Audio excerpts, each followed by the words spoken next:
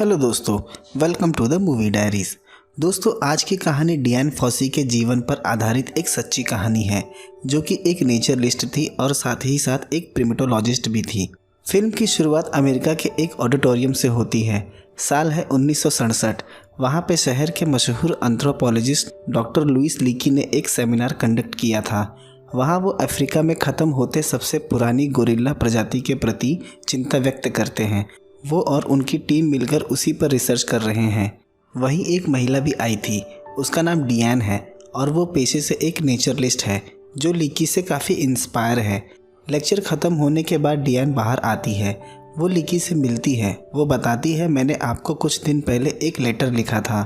मैंने पढ़ा था कि आपके पास एक जॉब वैकेंसी है और मैं अफ्रीका जाकर माउंटेन गोरिल्ला पर रिसर्च करना चाहती हूँ।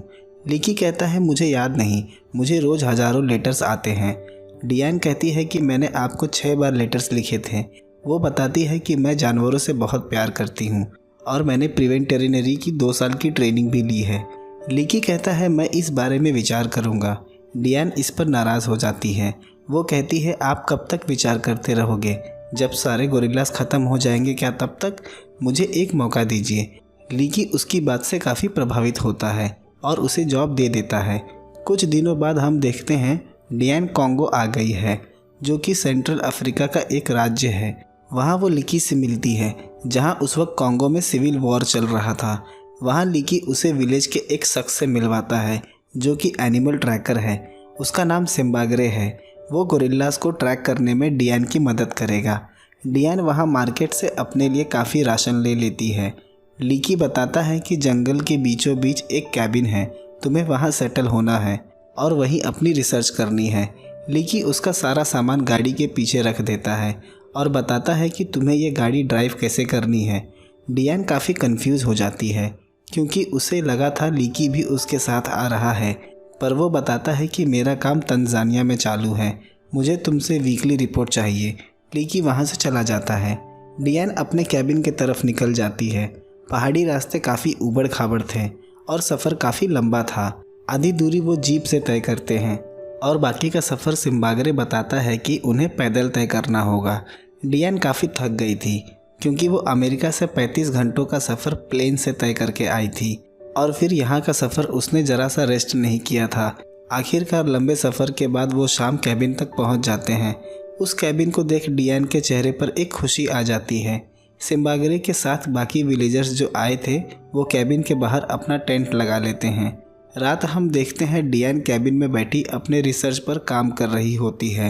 सिम्बाग्रे वहाँ उसके लिए टी लेकर आता है। सिम्बाग्रे वहाँ टेबल पर रखी तस्वीर देखता है। उसके पूछने पर डियान बताती है कि ये उसके फियांसे डेविड की तस्वीर है। वो पूछती है, क्या तुम्हारा कोई परिवार है? वो बताता है कि मेरा भी परिवार हुआ करता था, पर जब एक दिन मैं ट्रैकिंग पर गया था तो किसी ने मेरे परिवार की हत्या कर दी। ये सुन डियान उसके परिवार के प्रति अपना दुख व्यक्त करती है। सिम्बाग्रे वहाँ से बाहर चला जाता है। ये बात डियान को काफ़ी सोचने के लिए मजबूर कर देती है कि अफ्रीका के आदिवासी सभ्यता ने कितना कुछ सहा है अपनी ज़िंदगी में। सुबह डियान सिम्बाग्रे को लेकर जंगलों में गोरिल्लास की खोज में निकल जाती हैं। वो पूछती है, गोरिल्लास कितनी दूरी पे हो सकते हैं? पर वो बताता है कि मैं गोरिल्लास के बारे में कुछ नहीं जानता, मैं सिर्फ हाथी और भैंसों को ही ट्रैक करता हूँ।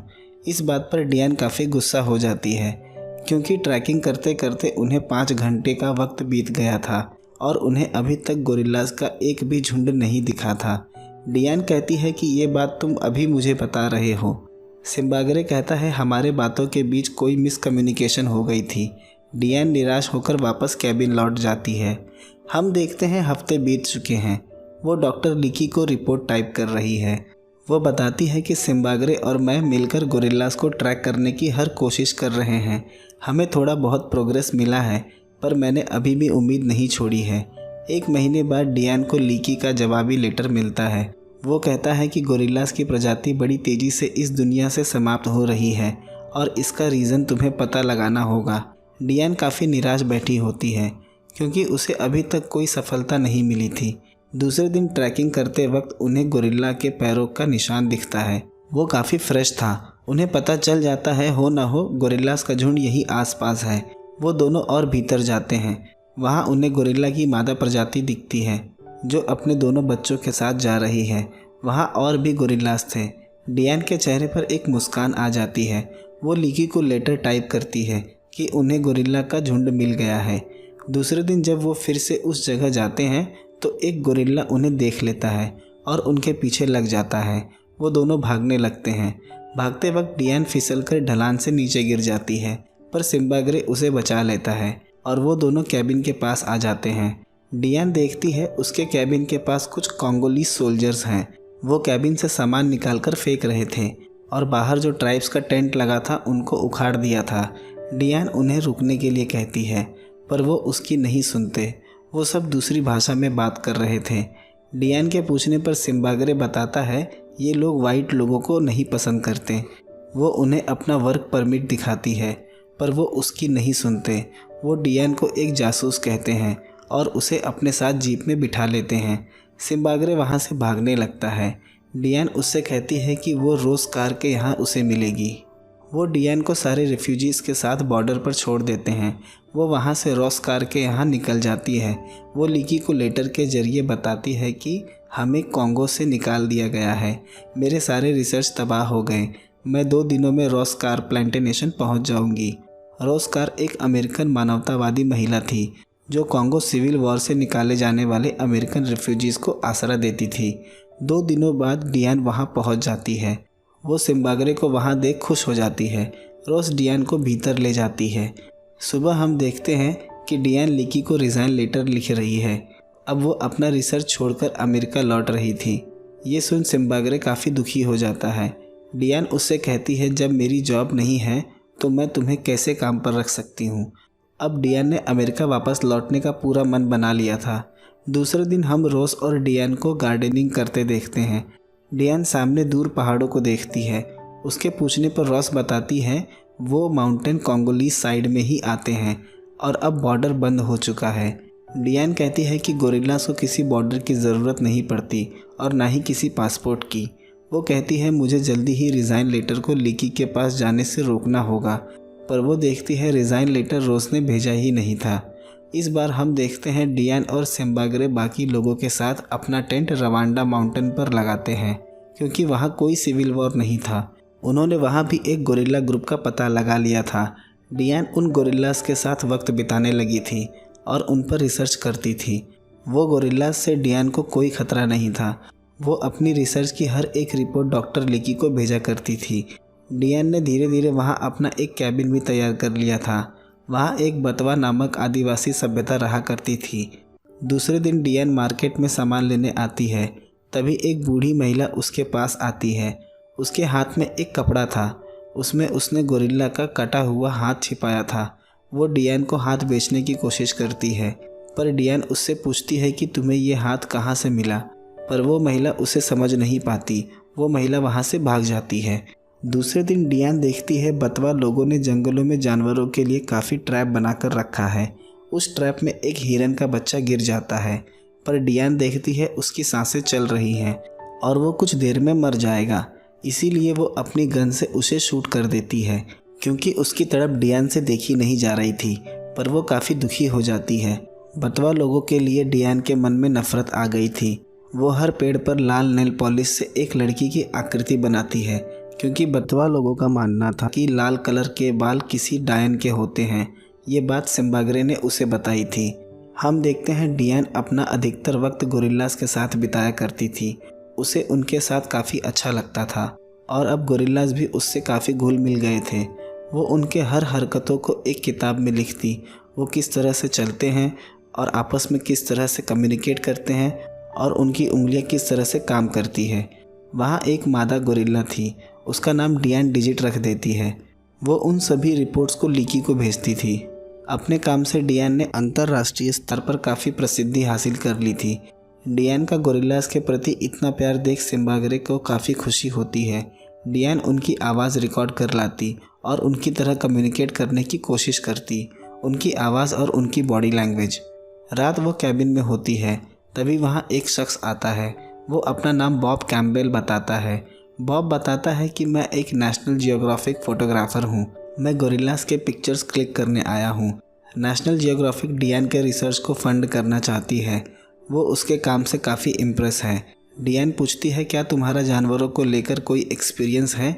बॉब बताता है कि जब मैं 20 साल का था तो मुझे एक सांप ने काट लिया था, और हाल ही में जब मैं भारत के शिवपुरी में था तब मुझ पर बंगाल टाइगर ने अटैक कर दिया था। वो इन बातों के जरिए डियान को अपना एक्सपीरियंस बताता है। दूसरे दिन सब शाम बाहर बैठे होते हैं। डियान बॉब से कहती है कि जब वो गोरिल्लास की फ़ोटो क्लिक करे तो काफ़ी दूरी बनाकर रखें और स्थिर रहें।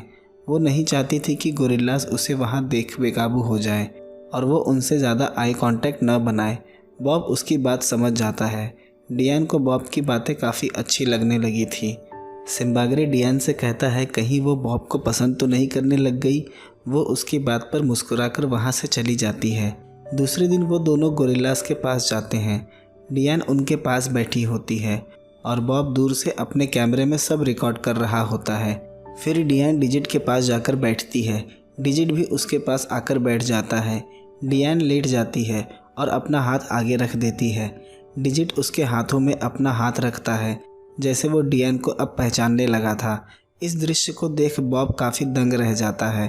अब हम देखते हैं डियान और बॉब एक दूसरे के काफ़ी करीब आ गए हैं और एक दूसरे को बेहतर समझने लगे हैं। बॉब शादीशुदा है, ये बात डियान को पता थी।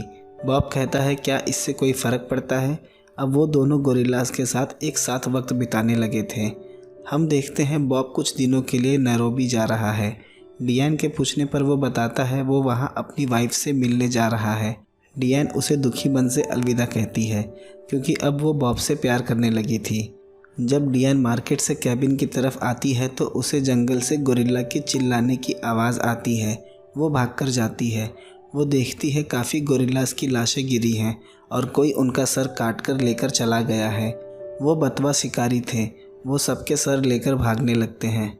डियान और सिम्बाग्रे उनका पीछा करते हैं पर वो निकल जाते हैं। उनके हाथ उस ग्रुप का एक 12 साल का बच्चा हाथ लग जाता है। वो उस बच्चे को कैबिन के पास ले आते हैं। डियान उस बच्चे से सवाल करती है कि वो लोग इन गोरिल्लास के सर का क्या करते हैं, पर वो बच्चा कुछ नहीं बताता। फिर डियान एक डायन का मास्क लगाकर आती है। वो बच्चा डरने लगता है। वो बताता है कि एक शख्स है जो गोरिल्ला के बच्चे को खरीदता है और उनके कटे हुए सर को भी। वो शख्स होटल में रुका है। डियान ड्राइव करके उस होटल जाती है। वहाँ वो बाहर खड़ी एक वैन देखती है। वो गोरिल्ला का बच्चा उस वैन के एक पिंजरे में था। डियान उस पिंजरे को तोड़ उसे बाहर निकालती है। डियान काफ़ी गुस्से में थी। वो उस बच्चे को लेकर होटल के भीतर जाती है और उस शख्स का नाम ज़ोर से पुकारती है जो इसे खरीदने आया था। वहाँ वो उस शख्स को देखती है। वो शख्स कहता है कि इस गोरिल्ला का बाकायदा बिल है मेरे पास और मैंने ये मिनिस्टर से लिया है। वो शख्स कहता है इसके लिए मैं तुम्हें अरेस्ट करवा सकता हूँ, पर डियान वहाँ से चली जाती है। बाहर वो उस इलाके के मिनिस्टर से मिलती है। वो उसे बताती है कि इस बच्चे को एक जू ब्रोकर को बेचा जा रहा था। वो कहता है मैंने ही इसे बेचा है क्योंकि पैसे अच्छे मिलते हैं। वो कहती है 5 और गोरिल्लास को उन्होंने मार दिया जो इस बच्चे को बचा रहे थे। वो डियान को अपने ऑफिस ले जाता है। वो बताती है कि पिछले 10 सालों की तुलना में गोरिल्लास की संख्या आधी हो गई है। वाइगवा कहता है तुम्हारी समस्या गोरिल्लास है और मेरी समस्या यहाँ के लोग। इन पैसों से मैं यहाँ के लोगों को खाना, कपड़ा, दवाइयाँ दे पाता हूँ और इसमें गलत क्या है। और इन गोरिल्लास का प्रोटेक्शन काफ़ी महंगा है। डियान कहती है इसके लिए तुम टैक्सेस बढ़ा सकते हो और नए कानून लाकर इन गोरिल्लास को प्रोटेक्शन दे सकते हो। वाइगवा कहता है कि तुम शायद भूल गई कि तुम यहाँ एक विजिटर हो, ना कि कोई गवर्नमेंट पॉलिसी मेकर। डियान कहती है अगर वो उसे 3 ट्रेन एंटी पॉचर्स दे तो वो उसे इसके अच्छे पैसे दे सकती है। एंटी पॉचर्स यानी कि गोरिल्ला के शिकार को रोकने वाला। वाइगवा उससे एग्री हो जाता है। हम देखते हैं डियान बेबी गोरिल्ला को अपने साथ कैबिन लेकर आ जाती है और वो उसका ख्याल रखती है। दूसरे दिन हम देखते हैं डिजिट और डियान के बीच अच्छी दोस्ती हो गई है। दूसरे दिन वहाँ बॉब आ जाता है। डियान उसे देख खुश हो जाती है। उसी दिन वहाँ एंटी पॉचर्स की 3 लोगों की टीम भी आ गई थी। रात दोनों अपनी ही रिकॉर्ड की हुई गोरिल्लास की फिल्म को देख रहे थे। वहाँ वो डियान को प्रपोज करता है। बॉब बताता है वो अपनी वाइफ को डाइवोर्स दे रहा है और वो उससे शादी करना चाहता है। डियान उसे हाँ कर देती है, पर वो साथ काफ़ी डर भी रही थी। दूसरे दिन कैबिन से एक डॉल मिलती है जो एक डायन की तरह थी। बटवा भी डियान को एक डायन मानते थे क्योंकि वो डियान के पिछले कारनामे से काफ़ी गुस्से में थे, पर डियान को इससे कुछ खास फ़र्क नहीं था। बॉब कहता है तुम्हें काफ़ी संभाल कर रहना चाहिए। बॉब और डियान एक दूसरे के साथ काफ़ी खुश थे। दूसरे दिन बॉब और डियान मार्केट में होते हैं। बॉब को नेशनल जियोग्राफिक से लेटर आया था। वो बताता है उसे बोर्नियो में जॉब ऑफ़र हुई है और उन्होंने साथ डियान को भी आने के लिए कहा है, पर डियान उसकी बात का कोई जवाब नहीं देती। हम देखते हैं डियान उदास बैठी है और बॉब वहाँ से निकल रहा है। उसने बोर्नियो जाने की तैयारी कर ली है, पर डियान वहाँ से नहीं जाना चाहती थी। वो आखिरी बार डियान को अलविदा कहने आता है। वो कहता है मैं वहाँ से तुम्हें लेटर लिखूँगा, पर डियान कहती है जब तुम जाओ तो मुझे मत लिखना और कभी लौटकर मत आना। डियान काफ़ी इमोशनल हो जाती है। उसके बाद हमें 5 साल के बाद का वक्त दिखाया जाता है। हम कीगली शहर को देखते हैं। हम देखते हैं डियान कुछ अमेरिकन स्टूडेंट्स को एयरपोर्ट से पिकअप करने आई है। वो स्टूडेंट्स लीकी फाउंडेशन से थे। वो उन्हें गोरिल्लास के पास ले जाती है और उनके बारे में बताती है। लौटते वक्त उसे गोरिल्लास की चीखें सुनाई देती हैं। वो बटवा लोग थे। वो लोग डिजिट को घेर लेते हैं और बाकी के गोरिल्लास वहाँ से भाग जाते हैं। फिर वो डिजिट का सर और हाथ काट लेते हैं, पर जब तक डियान उस जगह पहुँचती है वो लोग वहाँ से जा चुके थे। डियान ये देख रोने लगती है। वहाँ जो एंटी पॉशर्स थे उन्होंने उसमें से 2 शख्स को पकड़ लिया था। डियान उन्हें सबक सिखाने के लिए एक फांसी का फंदा तैयार करती है, पर वो उन्हें छोड़ देती है और डियान के कहने पर उन्हें जेल में डाल दिया जाता है। डिजिट की मौत से डियान काफ़ी गुस्से में आ गई थी। वो उन शिकारियों के झोपड़ों में आग लगा देती है। सिम्बाग्रे उसे रोकने की कोशिश करता है, पर वो नहीं रुकती। दूसरे दिन हम देखते हैं घर में डियान रोने लगती है। सिम्बाग्रे वहीं बैठ जाता है क्योंकि उसे पता था कि डियान को डिजिट से कितना लगाव था। शाम वो डिजिट की लाश को वहीं कैबिन से थोड़ी दूरी पर दफना देती है। दूसरे दिन सिम्बाग्रे और डियान उस जगह जाते हैं जहां बाकी के गोरिल्लास छिपे थे। वो उन्हें देख काफ़ी खुश होती है। सभी डियान के पास आते हैं क्योंकि अब वो उसे पहचान लेते हैं। दूसरे दिन वो मिनिस्टर के ऑफिस जाती है। वहाँ वैन वेटिकन था। ये वही जू मालिक था जो गोरिल्लास की तस्करी करता था। वो डियान को एक मूर्ख महिला कहता है। डियान कहती है अगर उसने गोरिल्लास के पास भी आने की कोशिश की तो वो उसके दोनों हाथ काट देगी। फिर वो वहाँ से गाड़ी लेकर चला जाता है। दूसरे दिन सिम्बाग्रे कहता है अगर वो इसी तरह सबसे दुश्मनी लेती रहेगी तो उसका यहाँ का रिसर्च परमिट कैंसिल हो सकता है। डियान कहती है मैंने 10 दिन पहले ही 3 साल का परमिट रीन्यू करवा लिया है। एक रात जब डियान अपने कैबिन में होती है वो डिजिट की तस्वीर देख उसे याद कर रही थी। देखते देखते उसे नींद आ जाती है। तभी वहाँ कमरे में कोई आ जाता है और सोते हुए अपने धारदार हथियार से डियान पर हमला करता है, जिससे उसकी मौत हो जाती है। सुबह सिम्बाग्रे अपने साथियों के साथ डियान की लाश लेकर उसे अंतिम विदाई देने जाता है। वो उसकी लाश को वहीं दफनाता है जहां डिजिट की लाश दफनाई गई थी, बिल्कुल उसके बगल में, क्योंकि ये डियान की इच्छा थी कि अगर कल उसे कुछ हो जाए तो उसे डिजिट के बगल में दफना दिया जाए। वहाँ रॉस कार भी आई थी। सबकी आंखें नम थी, पर सबसे ज़्यादा दुख सिम्बाग्रे को था क्योंकि सिम्बाग्रे ने कई सालों का वक्त डियान के साथ बिताया था और उससे बेहतर डियान को कोई नहीं समझता था। शायद अब उसकी यादें मरते दम तक उसके साथ रहेंगी। हम देखते हैं सब चले जाते हैं और सिम्बाग्रे डियान को अभी भी याद कर रहा है और फिल्म इसी दृश्य के साथ ख़त्म हो जाती है। दोस्तों, ये कहानी डियान फॉसी के जीवन पर आधारित एक सच्ची कहानी है। डियान जब अफ्रीका आई थी तो गोरिल्लास की प्रजाति लगभग समाप्त होने के कगार पर थी, पर डियान की मेहनत रंग लाई और कुछ सालों में ही गोरिल्लास की संख्या बढ़ती चली गई। डियान ने गोरिल्ला के अवैध शिकार पर भी रोक लगा दी थी, जिसकी वजह से डियान ने रवांडा में अपने काफ़ी दुश्मन बना लिए थे। दिन था दिसंबर 26, 1985। जब रात डियान अपने कैबिन में सो रही थी तो किसी ने आकर सोते वक्त एक धारदार हथियार से हमला किया, जिससे डियान की तुरंत मौत हो गई। माना जाता है कि डियान की मौत की वजह गोरिल्ला के शिकार और तस्करी को रोकने की वजह से हुई, पर आज भी डियान की मौत एक रहस्य बनी हुई है। गोरिल्लास की संख्या आज अफ्रीका में दोगुना तेज़ी से बढ़ती जा रही है और इसका सारा श्रेय डियान को जाता है। मैंने इस बारे में रिसर्च किया तो पता चला गोरिल्ला तथा और भी अफ्रीकन वाइल्ड एनिमल के मांस को बुश मीट कहा जाता है।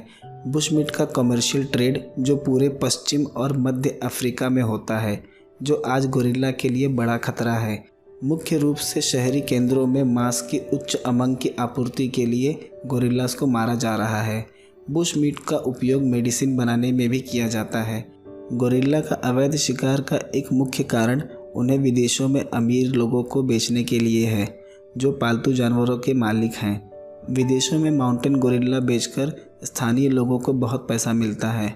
दोस्तों, डियान फॉसी ने एक बहुत खूबसूरत बात कही थी, जब आप सभी जीवन के मूल्य का एहसास करते हैं तो आप अतीत पर कम ध्यान देते हैं और भविष्य के संरक्षण पर ध्यान केंद्रित करते हैं। दोस्तों, आपको क्या लगता है, ये व्यापार किस हद तक सही है या गलत है? मुझे कमेंट लाइक करके ज़रूर बताएं। मिलते हैं अगले वीडियो में एक नए एक्सप्लेनेशन के साथ।